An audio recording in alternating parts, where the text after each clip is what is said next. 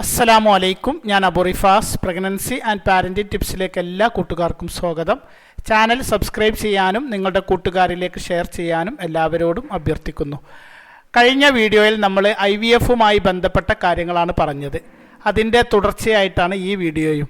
സാധാരണ രീതിയിൽ ഗർഭധാരണത്തിന് ശ്രമിച്ചിട്ടും ആവാതെ വരുമ്പോഴാണ് IVF അഥവാ ഇൻവിട്രോ ഫെർട്ടിലൈസേഷൻ എന്ന സാങ്കേതിക മെഡിക്കൽ ചികിത്സാ രീതിയിലേക്ക് ആളുകൾ പോകുന്നത്. ഏതെല്ലാം സാഹചര്യത്തിലാണ് IVF തിരഞ്ഞെടുക്കാം എന്നത് നിങ്ങൾ മനസ്സിലാക്കുന്നത് നന്നായിരിക്കും എന്ന് ഞാൻ കരുതുന്നു. വിഷയത്തിലേക്ക് കടക്കുന്നതിന് മുന്നേ തന്നെ നിങ്ങളോട് ഒരു കാര്യം അഭ്യർത്ഥിക്കുന്നു. നിങ്ങളിൽ IVF ചെയ്തവർ എന്ത് കാരണം കൊണ്ടാണ് നിങ്ങൾ IVF ചെയ്യാൻ തീരുമാനിച്ചത് എന്നത് ഈ വീഡിയോക്ക് താഴെ കമൻ്റായിട്ട് എഴുതുക. വിവാഹം കഴിഞ്ഞ് ദീർഘകാലമായി ഗർഭധാരണം നടക്കുന്നില്ല എങ്കിൽ പൊതുവെ IVF ചെയ്യാൻ ഡോക്ടർമാർ നിർദ്ദേശിക്കുന്നു. 35 വയസ്സ് കഴിഞ്ഞാൽ തന്നെ പൊതുവെ IVF ചെയ്യാൻ ഡോക്ടർമാർ നിർദ്ദേശിക്കാറുണ്ട്. IVFിലേക്ക് പോകുന്നതിൻ്റെ ഏറ്റവും പ്രധാനപ്പെട്ട ഒരു കാര്യം വയസ്സ് കൂടി വരുന്ന സാഹചര്യം തന്നെയാണ്. IVFിലേക്ക് പോവേണ്ടി വരുന്ന മറ്റു ചില സാഹചര്യങ്ങൾ കൂടി നമുക്ക് നോക്കാം. അതിൽ ഏറ്റവും പ്രധാനപ്പെട്ട ഒന്നാണ് ഫെലോപ്യൻ ട്യൂബ് ബ്ലോക്ക് അല്ലെങ്കിൽ ട്യൂബിന് ഡാമേജ് സംഭവിച്ചാൽ. സ്ത്രീയുടെ ഓവറിയിൽ നിന്നും യൂട്രസിലേക്കുള്ള ഒരു കുഴലാണ് ഫെലോപ്യൻ ട്യൂബ് എന്ന് പറയുന്നത്. 2 ഓവറികളിൽ നിന്നും ഗർഭപാത്രത്തിലേക്കുള്ള ഈ കുഴൽ വളരെ നേർത്തതാണ്. ഗർഭധാരണത്തിനായി അണ്ഡവും ബീജവും സംഗമിക്കുന്നത് ഈ കുഴലിൽ വെച്ചാണ്. അതിനുശേഷം ബീജസങ്കലനം നടന്ന ആ അണ്ഡം യൂട്രസിലേക്ക് വരികയും യൂട്രസിൻ്റെ ഭിത്തിയിൽ ഇംപ്ലാന്റേഷൻ നടക്കുകയും ചെയ്യുമ്പോഴാണ് ഗർഭമുണ്ടാവുന്നത്. എന്നാൽ ഈ ട്യൂബിൽ എന്തെങ്കിലും ബ്ലോക്ക് ഉണ്ടാവുകയോ ട്യൂബിന് വേറെ എന്തെങ്കിലും കാരണങ്ങൾ കൊണ്ട് ഡാമേജ് വരികയോ ചെയ്താൽ ഈ സംഗതി നടക്കില്ല. അതുപോലെ തന്നെ പല കാരണങ്ങൾ കൊണ്ടും ട്യൂബ് റിമൂവ് ചെയ്യുന്ന അവസ്ഥ ഉണ്ടാകാറുണ്ട്. എൻഡോമെട്രിയോസിസ്, കടുത്ത ഇൻഫെക്ഷന് ഇതൊക്കെ ഉണ്ടാകുമ്പോൾ ട്യൂബ് റിമൂവ് ചെയ്യുന്ന അവസ്ഥ സംജാതമാവുകയും അത് കാരണം IVF ചെയ്യേണ്ടി വരികയും ചെയ്യും. അതേപോലെ തന്നെ ചില ഘട്ടത്തിൽ ട്യൂബിൽ ഗർഭധാരണം സംഭവിക്കും, അതായത് എക്ടോപിക് പ്രഗ്നൻസി. അപ്പോഴും ഫെലോപ്യൻ ട്യൂബിൽ പ്രശ്നങ്ങൾ ഉണ്ടാവാറുണ്ട്. ഇങ്ങനെയൊക്കെയുള്ള സാഹചര്യത്തിൽ IVF നിർദ്ദേശിക്കാറുണ്ട്.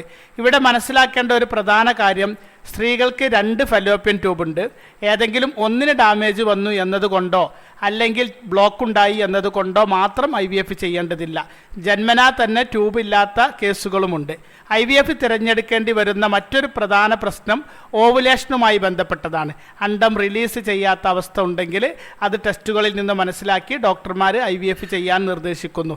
അതുപോലെ തന്നെ അണ്ഡങ്ങളുടെ എണ്ണം വളരെ കുറവാകുമ്പോഴും AMH ലെവല് വളരെ കുറഞ്ഞിരിക്കുമ്പോഴുമൊക്കെ IVF തിരഞ്ഞെടുക്കാറുണ്ട്. പ്രായം കൂടുമ്പോൾ ഓവറിയുടെ പ്രവർത്തനശേഷി കുറയുന്നത് കാരണവും ശരിയായി ഓവുലേഷൻ നടക്കാതെ വരുമ്പോഴുമൊക്കെ IVF ചെയ്യുന്നു. ഗർഭപാത്രവുമായി ബന്ധപ്പെട്ടുണ്ടാകുന്ന എൻഡോമെട്രിയോസിസ് പോലെയുള്ള രോഗങ്ങൾ ഉണ്ടാകുമ്പോൾ പൊതുവെ ഗർഭധാരണം സാധ്യമാകാതെ വരുന്നു. ഗർഭപാത്രത്തിന് പുറത്തുണ്ടാകുന്ന ടിഷ്യൂകളുടെ വളർച്ച കാരണമാണ് എൻഡോമെട്രിയോസിസ് സംഭവിക്കുന്നത്.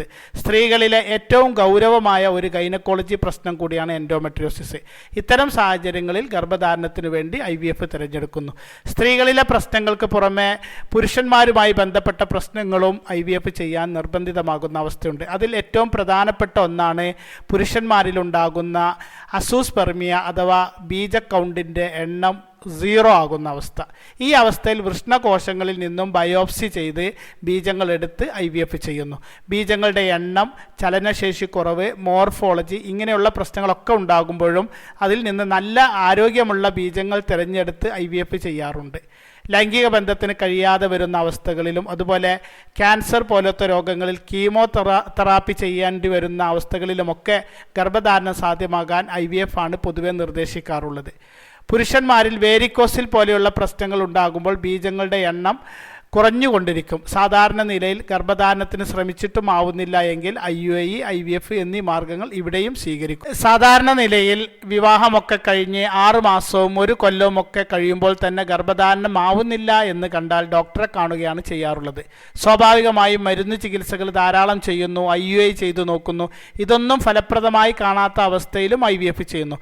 അതുപോലെ വർഷങ്ങളായി ഗർഭധാരണം നടക്കുന്നില്ല, എല്ലാ ടെസ്റ്റുകളും ചെയ്തു നോക്കി, ഒരു കുഴപ്പവും കാണുന്നില്ല. അത്തരം സാഹചര്യങ്ങളിലും ഗർഭധാരണത്തിന് വേണ്ടി IVF ചെയ്യാറുണ്ട്. ഇതൊന്നുമല്ലാതെ IVF ചെയ്യേണ്ടി വരുന്ന മറ്റു കാരണങ്ങളുമുണ്ട്. ഇപ്പോൾ ഉദാഹരണത്തിന് നോർമൽ അവസ്ഥയിൽ ഗർഭിണിയാവുകയും സ്ഥിരമായി അബോർഷൻ സംഭവിക്കുന്ന അവസ്ഥയും ഉണ്ടെങ്കിൽ IVF നിർദ്ദേശിക്കാറുണ്ട്.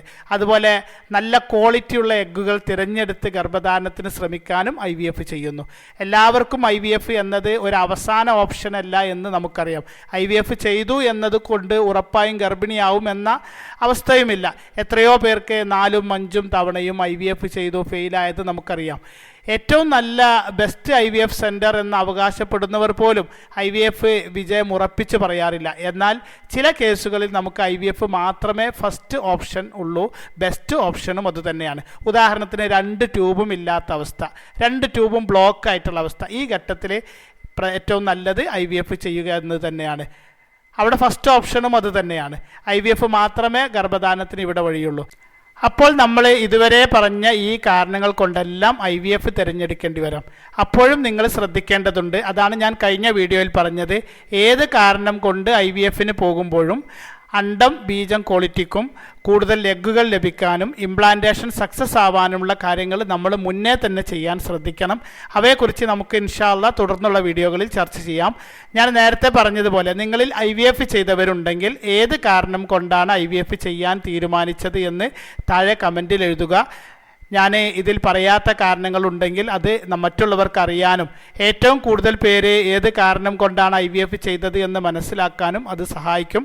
അപ്പോൾ കൂടുതൽ വിശേഷങ്ങളുമായി മറ്റൊരു വീഡിയോയിൽ വരാം. എല്ലാവർക്കും നല്ലൊരു ദിവസം നേർന്നുകൊണ്ട് നിർത്തുന്നു. അസ്സലാമു അലൈക്കും വറഹ്മത്തുള്ളാഹി വബറകാതുഹു.